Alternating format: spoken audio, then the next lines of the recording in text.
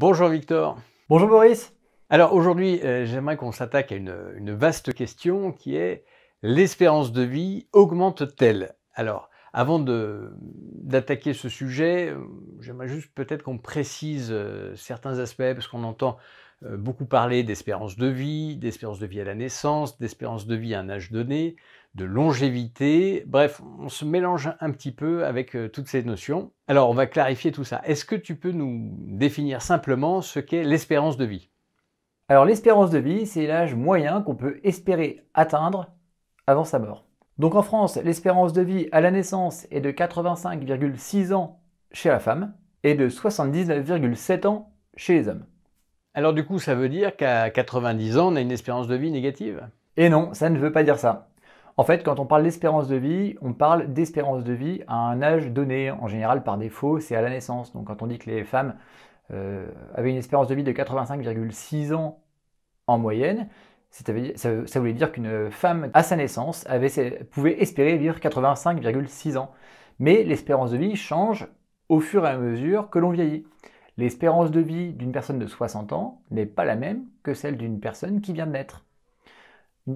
Une personne qui a déjà atteint 60 ans a déjà évité au cours de sa vie pas mal de causes potentielles de décès, et donc elle aura une espérance de vie qui sera plus élevée que l'espérance de vie à la naissance. Donc en quelque sorte, plus on a parcouru de chemin, plus on a de chances d'en parcourir encore au moins un peu. Et donc ça veut dire qu'à l'âge de 90 ans, on a une espérance de vie d'encore quelques années. C'est bien ça? C'est ça, on n'a jamais eu d'espérance de vie négative. Un autre concept, qu'est-ce qu'on appelle la limite théorique d'espèce? La limite théorique d'espèce, c'est une limite statistique à partir de laquelle quasiment plus aucun individu ne continue à vivre. Chez l'homme ou chez l'Homo sapiens, cette limite se trouve autour de 115 ans. Quand on regarde le nombre d'individus, à partir de 115 ans, il y a une sorte de marche d'escalier qui se fait dans le nombre d'individus qui continuent à être en vie. Et il y a très très peu d'individus qui dépassent les 115 ans. Alors, il y en a toujours, mais statistiquement, ça devient insignifiant. Donc c'est une espèce de longévité maximale, quoi, en quelque sorte. Voilà, statistiquement, c'est la longévité maximale qu'on observe dans l'espèce. Mais voilà, effectivement, comme tu le dis, du coup, c'est une donnée d'espèce, donc une donnée qui reste moyenne, et il peut certainement y avoir des différences importantes entre les individus, mais ça, c'est une autre question. Alors, on n'arrête pas de nous dire que l'espérance de vie ne cesse d'augmenter grâce aux bienfaits de nos sociétés modernes, et que, avant, on mourait très jeune, et néanmoins, il y a des faits intéressants, je crois, à signaler, qui sont de l'ordre peut-être plus de la longévité que de l'espérance de vie. Mais si on prend quelques personnages célèbres, alors j'en ai choisi quelques-uns. Si on prend Hippocrate, par exemple, le père de la médecine occidentale, qui est mort à 83 ans, Socrate, qui est mort à 70 ans, et encore en buvant la ciguë, donc ça veut dire qu'il était condamné à mort à ce moment-là, il aurait vécu donc probablement au moins un petit peu plus.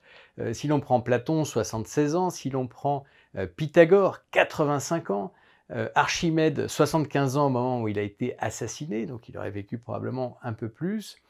Chez les stoïques, si l'on va du côté d'Épictète, 85 ans. Bref, on a un certain nombre d'individus qui sont morts, on va dire, entre 70 et 85 ans.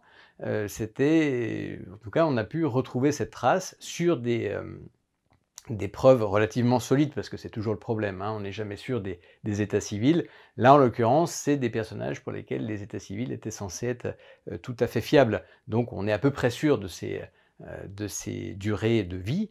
Et donc, on se rend compte qu'effectivement, déjà, dès la Grèce antique, la Rome antique aussi, on avait des gens, et en l'occurrence des hommes, qui arrivaient à vivre de 70 jusqu'à 85 ans pour un certain nombre d'entre eux. En effet, dans la liste que tu viens d'énumérer, il y a essentiellement des hommes qui ont vécu jusqu'à 75-85 ans en l'absence de support médical. Donc cet âge de 75-85 ans, c'est une longévité assez communément admise pour la vie en bonne santé. On peut imaginer qu'à l'époque de l'Antiquité, quand il commençait à y avoir des fragilités ou des défauts d'organes sans support médical, ça devenait beaucoup plus difficile de vivre bien plus longtemps. Donc C'est communément ce qu'on peut retrouver, cette longévité en bonne santé, jusqu'à 75-85 ans chez l'homme. Et donc cette longévité en bonne santé, en fait, elle n'a pas vraiment augmenté à l'ère moderne. On arrive à... non, la longévité, bien sûr, de la population a augmenté parce qu'on a éliminé énormément de mortalité infantile, énormément de morts violentes, que ce soit des accidents, que ce soit des guerres.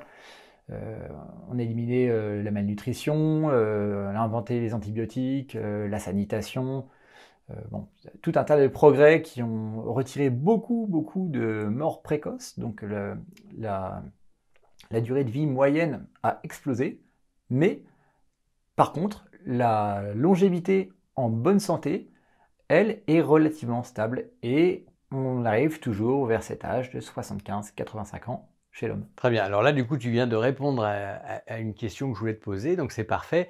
Je voulais te demander pourquoi l'espérance de vie a-t-elle augmenté malgré l'apparition d'un certain nombre de maladies modernes, or l'apparition ou la démultiplication de maladies, donc une augmentation de l'incidence des cancers qui est très importante en l'espace de quelques décennies, de maladies cardiovasculaires, syndrome métabolique, diabète, etc.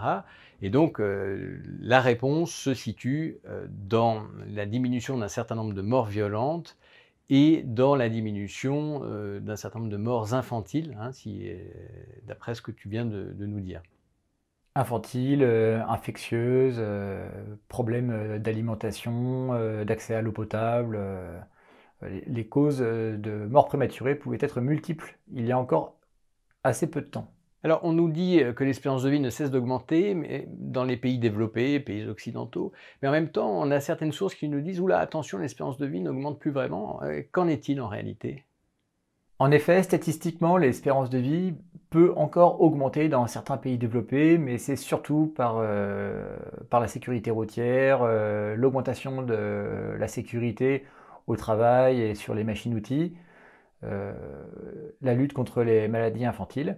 Ce n'est pas vraiment l'espérance de vie normale d'un individu qui augmente. En fait, c'est plutôt les morts prématurées qui diminuent, et donc statistiquement, l'espérance de vie moyenne va se rapprocher de plus en plus de la limite théorique d'espèce. Mais c'est vraiment par la réduction des morts prématurées.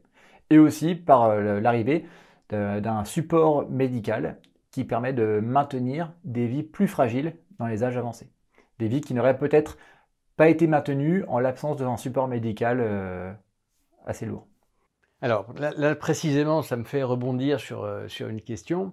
On nous dit, on peut percevoir dans certaines sources qu'on va différencier aujourd'hui l'espérance de vie tout court, dont tu as parlé, et puis l'espérance de vie en bonne santé, dont tu viens de parler, qui est un petit peu différent. Cette espérance de vie en bonne santé, semble-t-il qu'elle diminue depuis quelques années. Est-ce que tu peux nous en dire un petit peu plus ?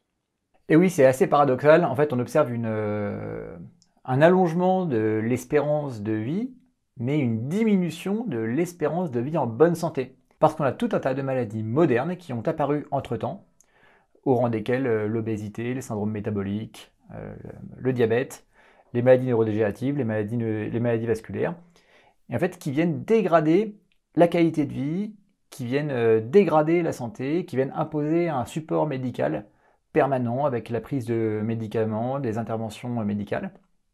Et en fait, ces problèmes-là étaient des problèmes qui étaient quasiment inexistants avant, ou en tout cas qui arrivaient beaucoup plus tard. Et donc, cette vie en bonne santé a tendance à diminuer. Alors après, il y a des différences selon les classes socio-économiques. On continue chez les classes socio-économiques élevées à voir un allongement de la durée de vie en bonne santé, car souvent ce sont des gens qui font attention, mais quand on prend la population dans son ensemble, effectivement, on observe cette dégradation de la longévité en bonne santé. Donc, je vais essayer de résumer un petit peu ce qu'on a dit. L'espérance de vie, donc, à la naissance, c'est une moyenne que l'on est censé ou que l'on peut espérer atteindre au cours de la vie s'il n'y a pas eu trop d'embûches.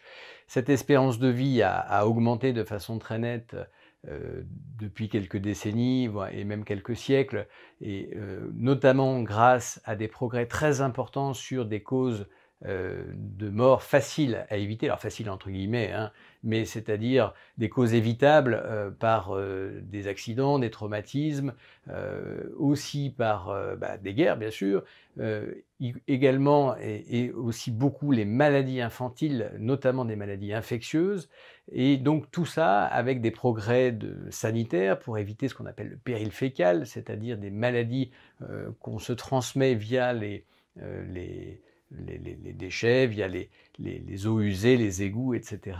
Donc tout ça a permis en fait de diminuer la mortalité dite précoce, hein, les morts prématurées, et donc permet d'augmenter la moyenne statistique de l'âge que l'on atteint à la mort. Néanmoins, cet âge maximal que l'on atteint à la mort, qui est donc, on a dit, entre 70 et 115 ans, hein, et qui au maximum vers 115 ans, c'est la limite théorique d'espèce, eh bien cet âge-là n'a finalement pas beaucoup augmenté, et donc quelque part la longévité en elle-même n'a pas vraiment augmenté, contrairement à l'espérance de vie.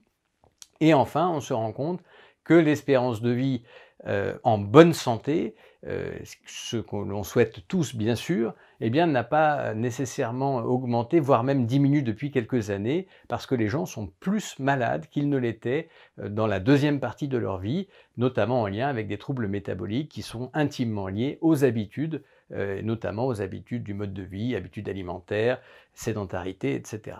Voilà, je crois que c'est à peu près les principaux messages que tu nous as développés. Exactement. C'est vrai pour se le représenter, on peut se dire que quelqu'un qui a 80 ans aujourd'hui, en moyenne, n'est pas forcément en meilleure santé que Platon quand il avait 80 ans, même peut-être plutôt en moyenne en moins bonne santé. Voilà, alors ça c'est un message très important, hein, et qui nous tient à cœur, comme vous le savez, chez Sequoia Santé. C'est précisément ce genre d'intervention pour aider à vieillir en bonne santé dont on fait la promotion, hein, et dont on s'efforce de vous donner les astuces, les clés pour pouvoir y parvenir. Merci beaucoup Victor, je vous donne rendez-vous dans un prochain podcast.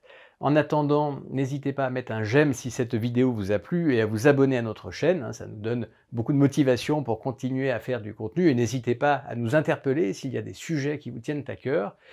Par ailleurs, je vous dis rendez-vous sur notre site www.sequoiasanté.com, et bien sûr, plus que jamais, prenez soin de vous. Merci Boris, prenez soin de vous. À bientôt.